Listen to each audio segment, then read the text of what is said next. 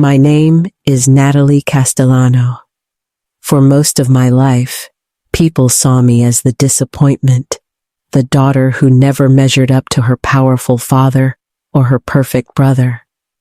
At family dinners, at social gatherings, even in quiet moments, my name was spoken with a sigh, as though I were a stain on a dynasty polished to perfection.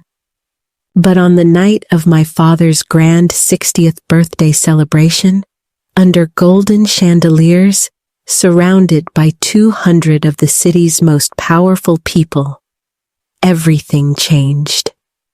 In the very ballroom where my father tried to erase me, I revealed the truth, that the empire he was so proud of was not the only one in the room. Mine stood taller, stronger, and it had been quietly growing beneath his shadow all along. This is not just a story of wealth. It is a story of identity, of betrayal, of the quiet strength it takes to rise when even your family tells you to sit down. And it is the story of how, sometimes, the best revenge is not in destroying someone's pride, but in rewriting what they believed about you forever. The chandeliers of the Metropolitan Tower ballroom burned with golden fire, each one a relic of Art Deco design worth more than the average family home. They cast long shadows across polished marble floors, light refracting like fractured jewels onto the walls where the city's most powerful people gathered. It was not just a party, it was a coronation of power, wealth, and legacy. Tonight was my father's 60th birthday, and he had chosen to make the celebration a statement of his place at the very peak of society. Everywhere I looked, opulence smothered the room. White roses cascaded in towering centerpieces, their petals glowing softly in the candlelight. A jazz quartet played in the corner, their instruments weaving a silk of music through laughter that came easily from the throats of attorneys, developers, and politicians. Names that graced hospital wings and university libraries moved between tables, glasses of Dom Perignon in hand. Conversations sharpened with the confidence of people who knew the city bent itself around them. In the center of it all stood my father, Vincent Castellano. Silver hair styled immaculately, custom tuxedo cut so perfectly it seemed carved onto his body. He radiated the magnetism that had carried him from a penniless immigrant son to the king of commercial real estate. At 60, he still spoke with the authority of a man used to commanding boardrooms and bending billion-dollar deals into reality. Men leaned in to hear his opinions. Women measured their smiles to his approval. Tonight, he was not merely a father celebrating a birthday. He was a monarch in his marble court. At his side gleamed Patricia, my stepmother, draped in champagne silk. At 45, she wore beauty like an investment portfolio, perfectly maintained, deliberately curated. Every diamond necklace and salon-styled strand of hair, another brick in the edifice of her social standing. She smiled with the precision of a woman who knew how to appear both supportive and enviable at once. To my father's right sat Marcus, my older half-brother, the heir apparent. At 28, Marcus already looked every inch the prince. His platinum cufflinks winked in the light, his Filippo watch gleamed when he raised his glass, and his voice carried the confidence of a man born to inherit empires. He boasted easily about the Morrison Tower project. $12 million in commissions this quarter, he said, as if money that size was nothing more than pocket change. Sophia, his wife, leaned against him like an ornament, her perfect smile affirming that success was their shared birthright. Their laughter swelled, polished and sharp, the sound of people so certain of their superiority that they no longer recognized arrogance as something unbecoming. Around them, other young professionals nodded hungrily, eager to catch Marcus's attention like birds waiting for crumbs. I stood near the tall windows, clutching my champagne flute, watching the lights of the city shimmer 30 floors below. In that moment, I felt like an outsider in my own family's kingdom, present but not truly included, like a shadow that had wandered into a movie set.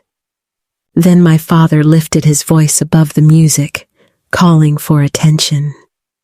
The room hushed instantly, conversations fading as though someone had turned down the volume on a stereo. He stood tall, his presence commanding silence, and began to speak about legacy. "When I started Castellano Properties 40 years ago," he said, his cadence practiced, the voice of a man accustomed to investor conferences, "I made a commitment to build not just wealth, but a dynasty, something that would endure through generations." All around, chairs turned toward him, admiration glowing in the eyes of his peers. Patricia gazed up at him with perfectly rehearsed pride. Marcus straightened, basking in his role as heir. My father's words poured through the room like scripture. "I see that vision fulfilled in Marcus," he continued, his gaze lingering lovingly on his son. "He is not just following in my footsteps, he is expanding them, innovating, preparing to take Castellano Properties higher than I ever dreamed." Applause rippled through the ballroom, polite but charged. Marcus's chest swelled. Sophia clasped his hand. For a moment, it seemed as though my father had completed his sermon, that the story of his dynasty would end neatly with his chosen successor. But then his eyes found me. The warmth in his voice chilled. "And then there is Natalie," he said, letting my name drop like a shard of glass onto marble. "My biological daughter, who at 26 has managed only to disappoint. She refuses to join the family business. She lives in a tiny apartment downtown. She drives a car older than most of our employees. She chases investment projects that no serious person would consider credible." A murmur ran through the room like a current of electricity.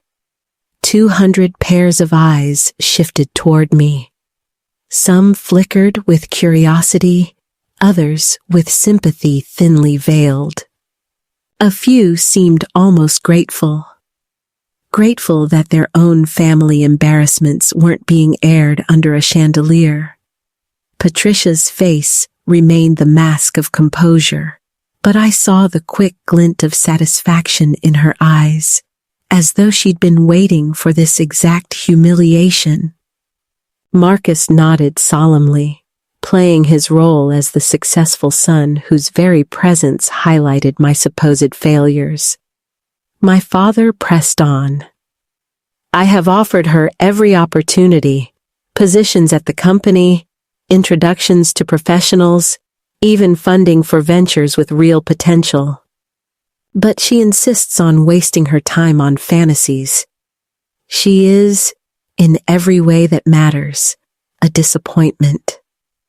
His words cut clean, sharp enough to draw blood even in a room full of champagne bubbles. And as the sound of his voice echoed across the ballroom, I realized this was no longer a birthday party. This was a public trial, and I had just been condemned in front of the city's elite. I lowered my glass slowly, the fizzing champagne untouched at my lips, and felt something shift inside me. Tonight, my father believed he was burying me under shame. But what he did not know was that I had come prepared with the truth, one that would turn this entire evening on its head. The silence after my father's words weighed heavier than the marble pillars around us. For a long moment, I stood rooted by the window, the skyline glittering behind me like 1,000 judgmental eyes. 200 guests sat in hushed fascination, their gazes darting between my father's proud posture and my still frame, waiting to see if I would crumble beneath the blow. But I didn't. I set my champagne flute down on the nearest table, its delicate chime cutting through the room louder than the quartet's fading notes. Then I began to walk toward the family's table. My heels struck the polished floor with steady precision, each click echoing in rhythm with my resolve. The room shifted around me. The polite murmur of conversation died. Laughter froze mid-smile, and whispers dissolved into a hush. "Dad," I said when I reached him. My voice wasn't raised, but in the thick silence it carried as if the walls themselves leaned in to listen. "I think there might be a misunderstanding about my work." His eyes narrowed, that familiar look of irritation I had known since childhood flashing across his face. It was the same expression he wore whenever I brought up ideas he didn't value, or when my achievements didn't fit the mold of what he deemed success. "Natalie," he said sharply, his tone carrying the authority of a man used to dismissing opposition, "please don't embarrass yourself further. This is my birthday, not an occasion for your fantasies. I won't allow you to disrupt this evening with delusions of grandeur." The guests leaned forward in anticipation, hungry for drama they could recount later over cocktails. Patricia adjusted her necklace, her lips curving into the faintest smile of superiority. Marcus leaned back in his chair, his confidence swelling in the spotlight of my humiliation. "I'm not here to disrupt anything," I replied, keeping my voice calm, measured. "I just thought you might want to know your daughter has been more successful than you realize." Laughter cracked from my father's mouth like shattered glass, sharp and cold. "Success? Natalie, you live in a shoebox apartment and drive a Honda that should have been scrapped years ago." "That is not success. It's barely survival." His words rolled across the ballroom like a gavel striking the bench. I could feel the crowd shifting closer, a circle forming, drawn as much by morbid curiosity as by disbelief. To them, this was spectacle. The wealthy thrived on stories of downfall as much as triumph, and tonight they were being fed both. But I didn't flinch. Instead, I reached for my clutch, fingers brushing the leather, ready to reveal the evidence that would change everything. Before I could, though, my father's voice rose again, now booming with finality. "Security!" he called, his command echoing like a king banishing an unwanted subject. "Remove my daughter from this event immediately. She is disrupting the celebration." Gasps rippled through the room. Heads turned toward the entrance as the uniformed guard approached, his footsteps heavy against the hush. He was tall, immaculately dressed, with the bearing of someone used to handling high-profile events. His face, though professional, betrayed discomfort at the task he'd been given. Removing a guest was one thing. Removing the host's daughter was another. All eyes pinned to me now, their silence so total I could hear the faint fizz of champagne bubbles and the whisper of silk gowns shifting against chairs. To the city's elite, I had just been cast as the outcast daughter, publicly disowned, dismissed, and marched out under the watch of strangers. The guard stopped in front of me, and for a heartbeat, his face was the mask of duty. But then something flickered in his expression. Recognition. Confusion. Hesitation. He straightened, his voice steady but carrying a note of deference that had not been there before. "Excuse me, ma'am," he said, his tone shifting from formality to something closer to respect. "Are you Miss Natalie Castellano?" "I am," I answered, calm, almost serene in the storm my father had unleashed. The room seemed to hold its breath. And then the guard delivered the line that shattered the narrative my father had so carefully constructed. "Ma'am, I believe there's been a mistake. You are listed as the building owner. You are the primary contact for all security matters in the Metropolitan Tower." The words struck like lightning, freezing the air. A collective gasp spread through the crowd, chairs creaking as guests turned to confirm they had heard correctly.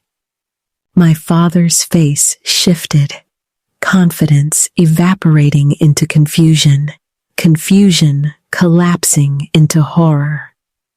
"What did you just say?"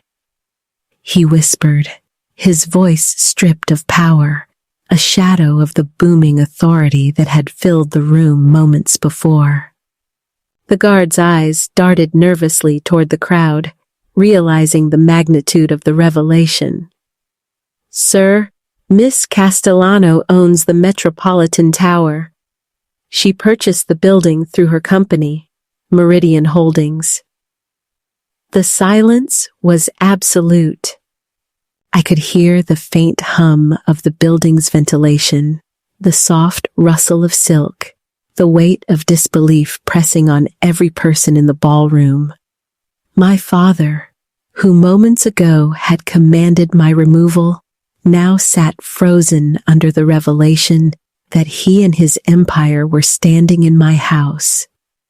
For the first time that night, I smiled, because the story was only beginning. The silence in the ballroom stretched thin, fragile as spun glass. It felt as though the chandeliers themselves leaned closer, waiting for the next word.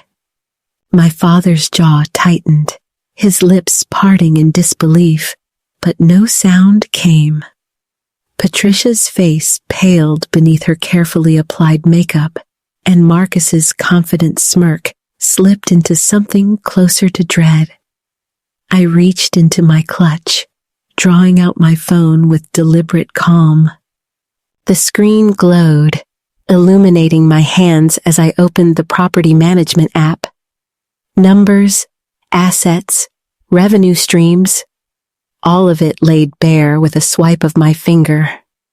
The hum of electricity in the room seemed to sharpen, every guest aware they were witnessing not just a family argument, but a revelation that would ripple across the city's social circles by morning. "Actually, Dad," I said, my voice clear, steady. "It's true. I bought the Metropolitan Tower 18 months ago, when the previous owners faced bankruptcy, paid in cash. $247 million.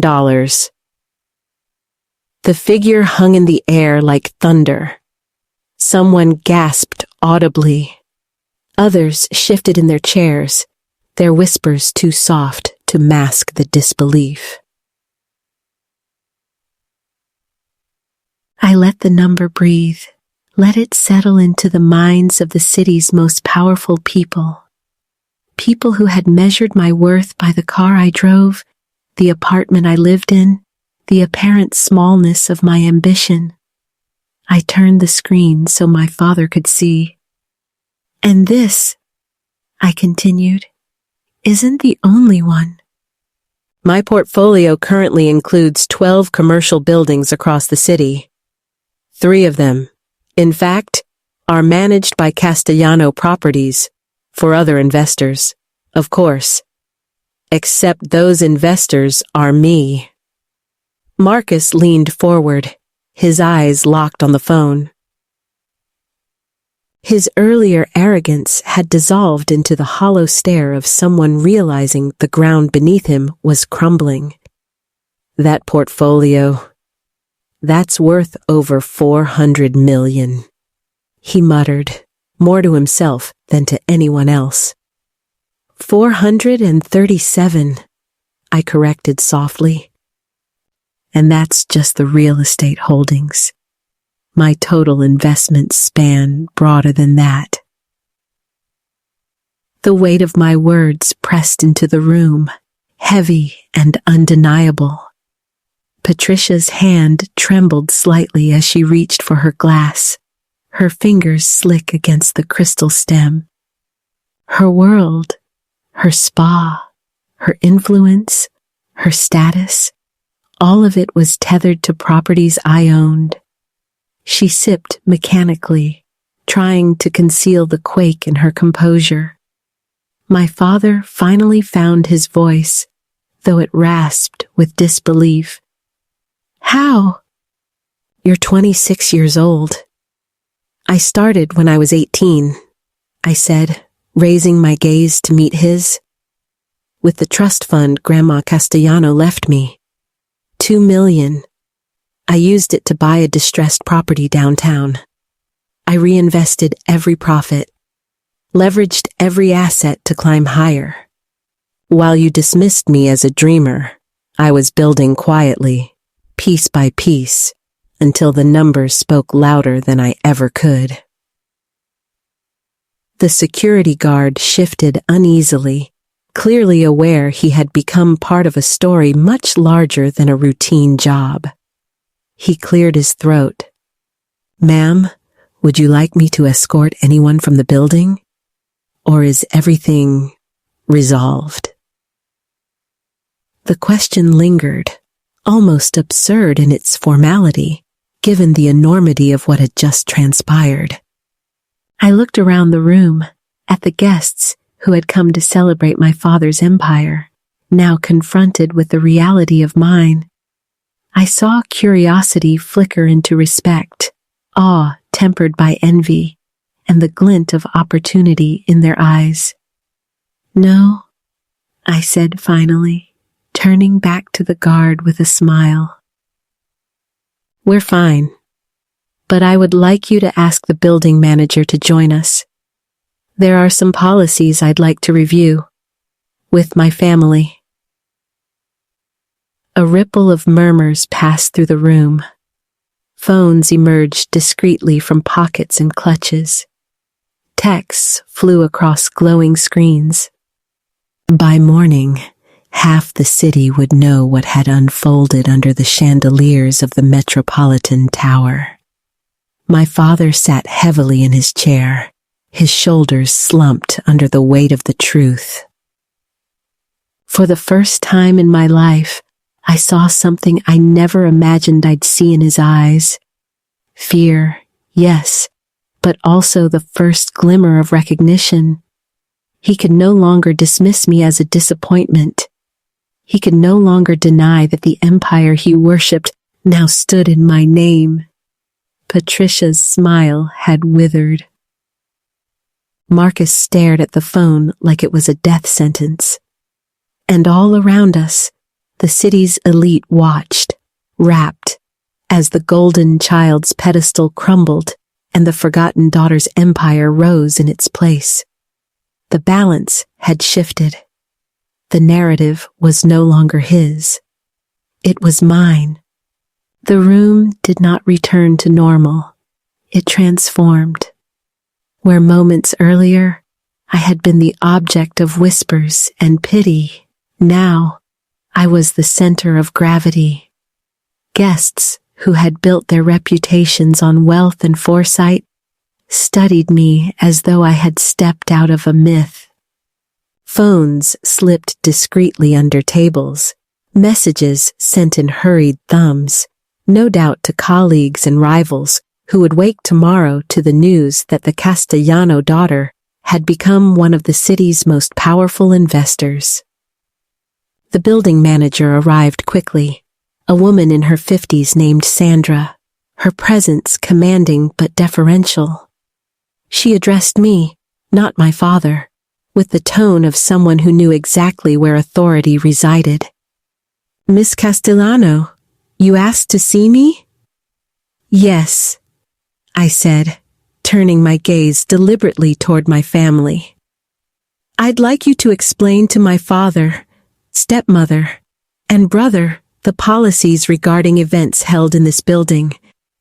And please ensure they have my direct contact information for any future concerns. They are, after all, tenants in several of our properties." Gasps rippled again, softer this time, laced with awe. Patricia shifted in her seat, her perfect posture faltering as she absorbed the word tenants. Marcus stared at me with an expression caught between shame and something startlingly close to admiration. My father? He looked smaller, his tuxedo suddenly too big for his frame, his authority stripped bare. Sandra nodded smoothly, retrieving a folder. "Of course, ma'am. Standard lease terms apply."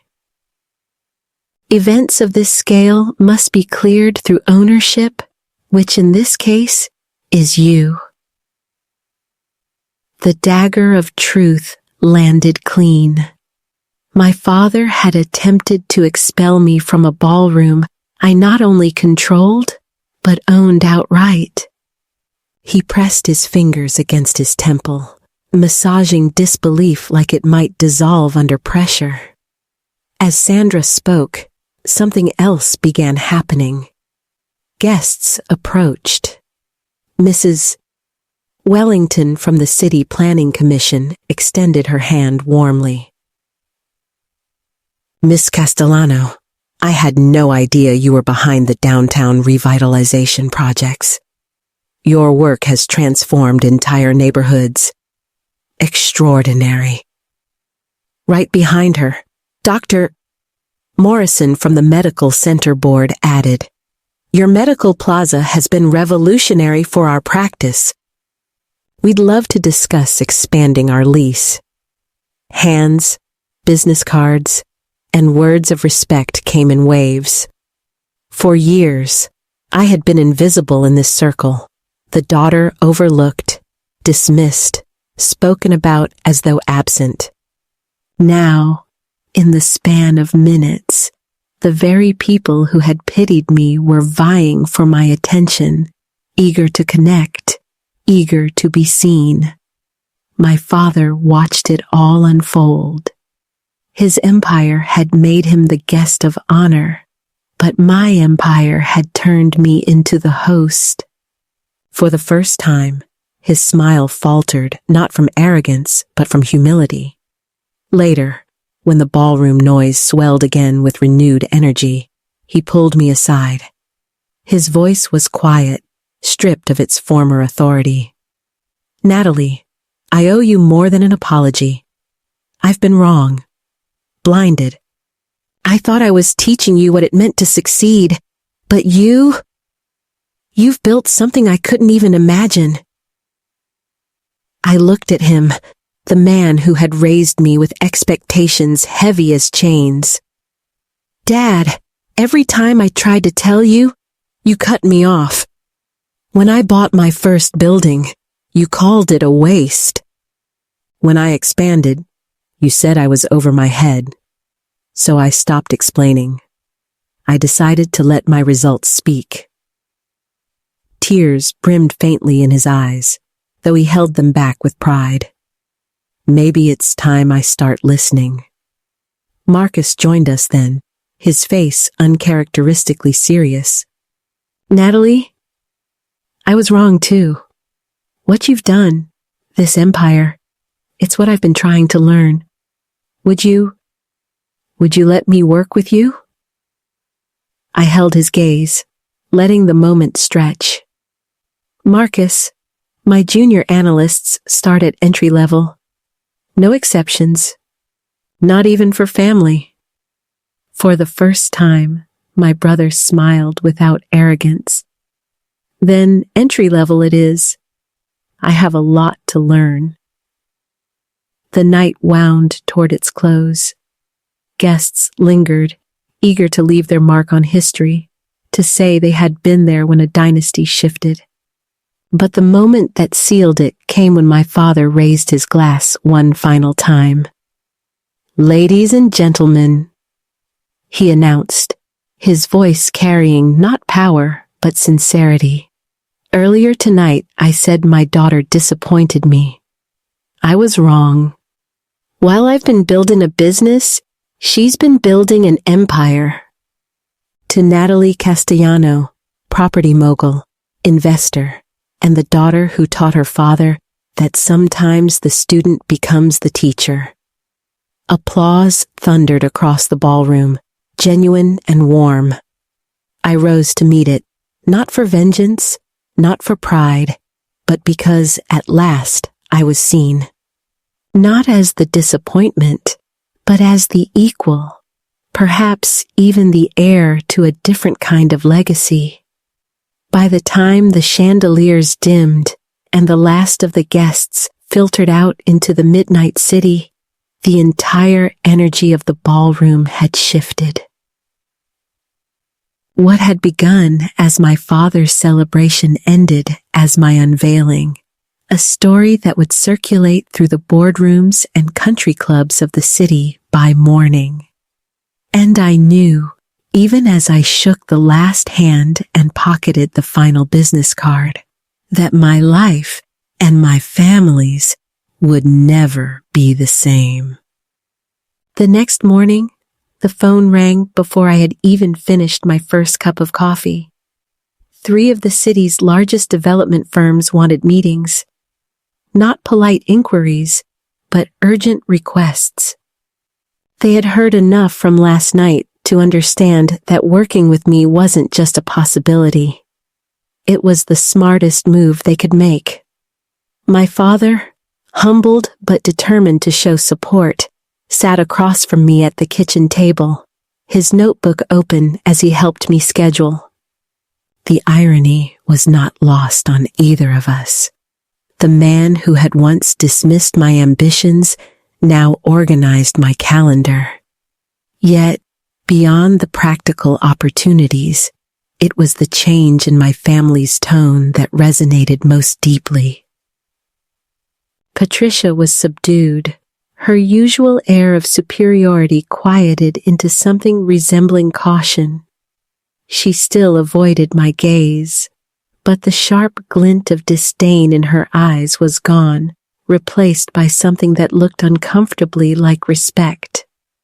Marcus, meanwhile, showed up at my office 2 days later in a plain suit, without the arrogance of platinum cufflinks or designer watches.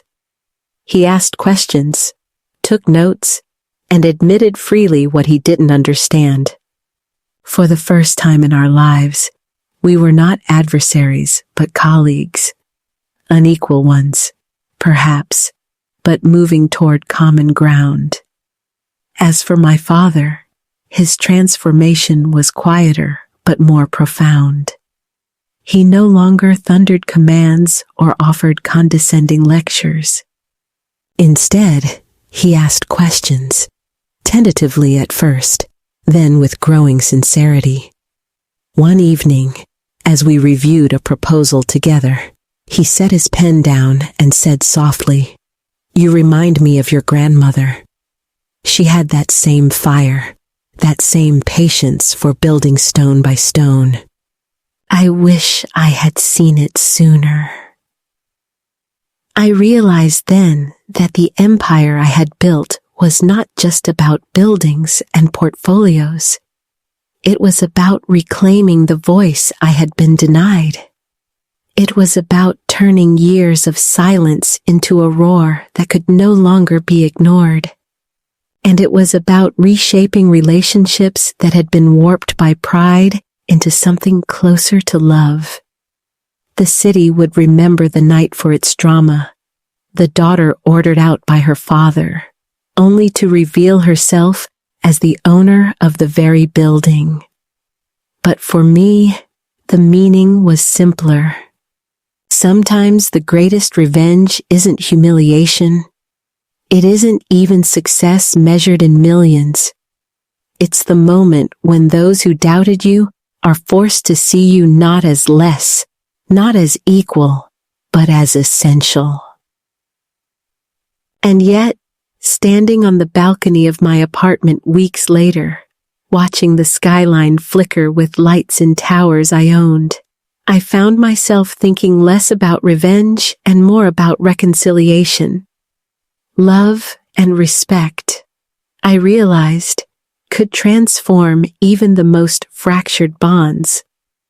My father and I would never erase the years of disappointment and dismissal, but we could build something new atop them, something stronger.